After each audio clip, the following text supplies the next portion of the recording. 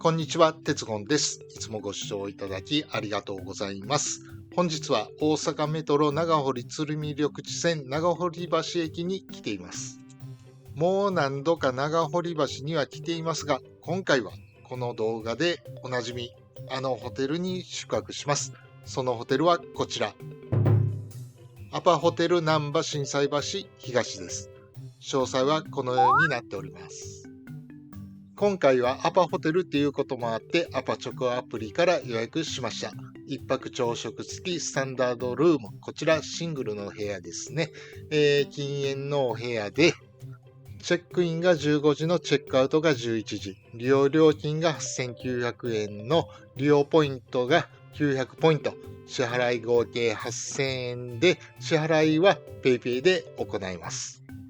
あと、宿泊税なんですが、現地支払いっていう風に記載されていたんですけども、実際は払ってないんですよね。なんか、この辺のルールがね、いまいちよくわかんないんですよ。もう、どこのホテルでも5000円以上は払ってると思ってたんですが、なんか今回はそういうことありませんでしたね。それとアパホテルの場合、チェックアウトは基本10時なんですが、アパチョコアプリで予約しますと11時に変更になります。なので、アパチョコアプリで予約した方が絶対お得です。さて、これから本編に入っていくんですが、言うても僕も撮影するにあたっていろいろとプランは一応考えるんですよ。ですが、今回はもう全くプランが思い浮かびませんでした。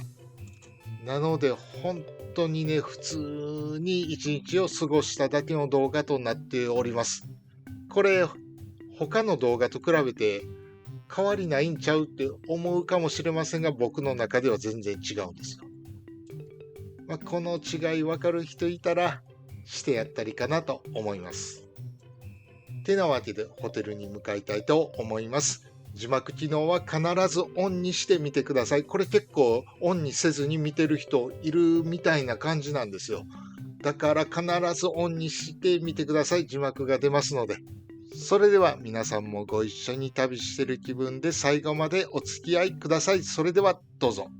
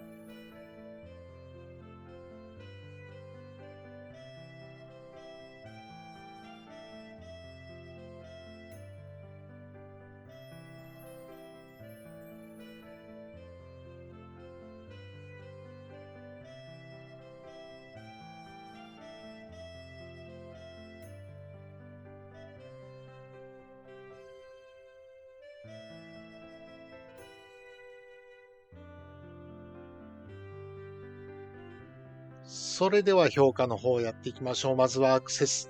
最寄りの駅が長堀橋駅なんですけども、心斎橋から歩いてもね、知れてるかなと思います。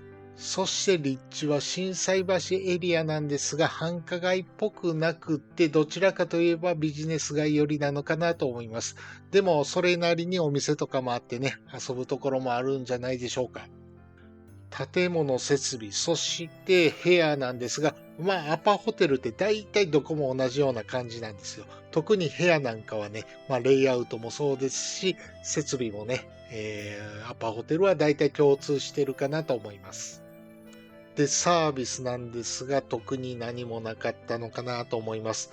それでアパのテレビで映画が見放題なんですよ。でも今ってスマホ1台あれば動画や映画とか視聴できますので、これってあまり意味ないのかなと思いました。そして朝食もね、4種類の定食あっていいとは思うんですけども、量がちょっと少なかったのかなと思います。これがクッパ定食とか、カレー定食にしてたら印象変わったのかなと思います。というわけで総合評価は 3.0。特に悪いところはないんですけども、僕がアパホテルに慣れすぎてしまったのかなというところもあると思います。今回の動画、本当に何かあったかなって感じでした。ありましたね。ありましたっていうか、ホテルの前のね、ラーメン屋さんね、なんかいい感じやなと思って、本当に後でね、夜行こうかなと思ったんですが、もう店がどこかわかんないんですよ。看板が道端に置いてあるだけで、そこの前のビルとかのところ、入り口ずっと見たけど、ラーメン屋さんが見当たらないんですよね。いやー、あそこで10分ぐらいね、ちょっとうろちょろしてたんですよ、実は。でも見つからなくてね、あれほんと気になりますね。また行ってちょっと探してみようかなと思います。それと、焼き鳥のクワドリさんですか。あそこ美味しかったですね。焼き鳥ではないんですが、レンコンでちょっとね、心を奪われたっていう感じなんですけども、でもやっぱりね、焼き鳥美味しかったです。特にやっぱりぼんじりは一番美味しいかなと思います。ただ僕が一番好きなのはレバー。タレで食べるのが好きなんですけども、あのタレもうちょっと甘かったらね、もっと美味しかったかなと思います。てなわけで本日の動画はここまでです。最後までご視聴いただきありがとうございました。チャンネル登録、グッドボタン、そしてコメントもよろしくお願いいたします。では次回の動画でお会いしましょう。さようなら。